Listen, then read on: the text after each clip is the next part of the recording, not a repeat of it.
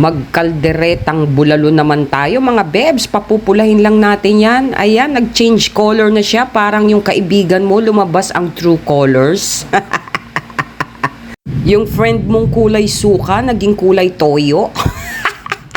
So ito na nga, at igigisa rin natin itong ating carrots and potato. Iwan na muna natin yon mga bebs. Hindi muna natin isasama rito.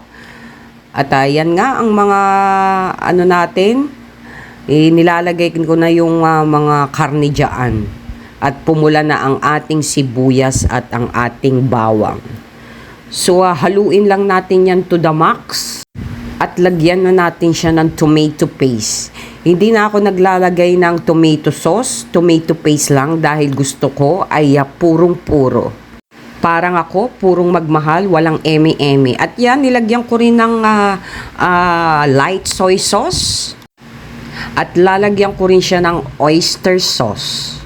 So yan, tansya-tansya lang yan mga bebs. At hindi naman ako chef. At depende naman yan sa kung anong panlasa nyo. At lagyan na rin natin yan ng laurel, ng pamintang buo. Parang yung friend mo, buo kuno, pero wasak naman. At yan, lalagyan din natin siya ng Spanish paprika para sa added taste and added color. Pero wala mo naman, hindi mo naman malalasahan talaga yung paprika mga bebs. Konting-konti lang yung lasang malalasahan mo dyan.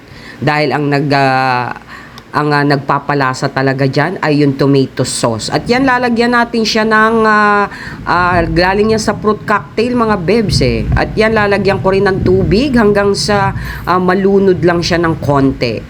At lalagyan din natin siya ng pickles para habang kumukulo siya ay masipsip na niya ang lasa. So haluin na natin at para ma-incorporate na lahat ng ating mga sahog na nilagay diyan. Yan ang request ni Pangit Kabanding.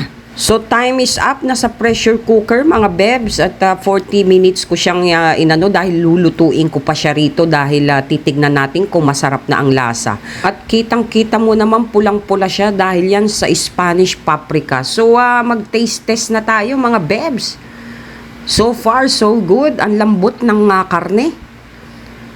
At talagang nanunuot yung lasa ng mga nilagay kong sangkap. At nung nagbaon nga si Junakis niyan, ay lasang yayamanin daw sabi ng mga ka-workmates niya.